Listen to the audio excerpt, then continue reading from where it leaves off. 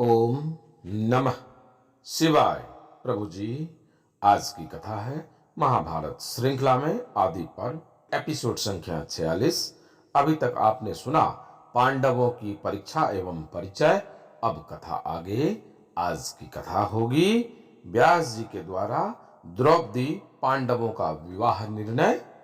तो आइए आज की कथा को प्रारंभ करते हैं।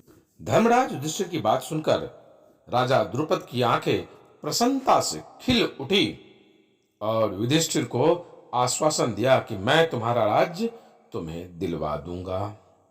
सब लोग इकट्ठे होकर विचार करने लगे। उसी समय भगवान वेदव्यास अचानक आ गए।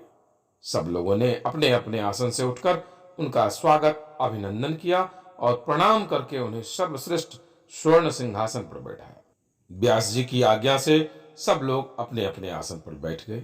कुशल समाचार निवेदन करने के बाद राजा द्रुपद ने भगवान वेदव्यास से प्रश्न किया कि हे भगवान, एक ही स्त्री अनेक पुरुषों की धर्म पत्नी किस प्रकार हो सकती है? ऐसा करने में शंकरता का दोष होगा या नहीं? आप कृपा करके मेरा धर्म संकट दूर कीजिए।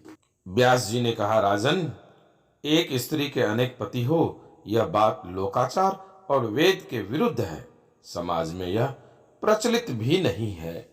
युधिष्ठिर ने कहा, मेरी बुद्धि मुझे स्पष्ट आदेश दे रही है कि यह अधर्म नहीं है। कुंती ने कहा, मेरा बेटा युधिष्ठिर बड़ा धार्मिक है। उसने जो कुछ कहा है बात वैसे ही है। तब व्यास जी ने कहा, द्रुपद, राजा युधिष्ठिर ने जो कुछ कहा है वह धर्म के प्रतिकूल नहीं, अनुकूल ही है।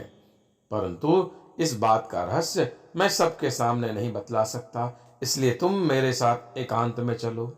ऐसा कहकर व्यास जी उठ गए और राजा द्रुपद का हाथ पकड़कर एकांत में ले गए। धृष्टद्युम्न आदि उनकी बाट देखते हुए वहीं बैठे रहे।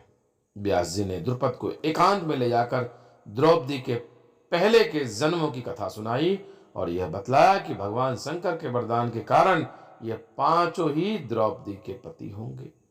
इसके बाद उन्होंने कहा, द्रुपद, मैं प्रसन्नता पूर्वक तुम्हें दिव्य दृष्टि देता हूं। इसके द्वारा तुम इन पांडवों के पूर्व जन्म के शरीरों को देखो।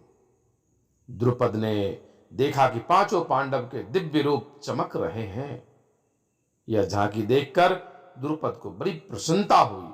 आश्चर्यचकित होकर उन्होंने व्यास जी के चरण पकड़ लिए। राजा द्रुपद ने आगे कहा, विधाता का ऐसा ही विधान है, तब उसे कौन टाल सकता है? आपकी जैसी आज्ञा है वैसा ही किया जाएगा। भगवान शंकर ने जैसा वर दिया है, चाहे वह धर्म हो या अधर्म, वैसा ही होना चाहिए। अब इसमें मेरा कोई अपराध नहीं समझा जाएगा। इसलिए पांचों पांडव प्रसन्नता के साथ द्रौपदी का पाणी ग्रहण करें, क्योंकि द्रौपदी पांचों भाइयों की पत्नी के रूप में ही प्रकट हुई है।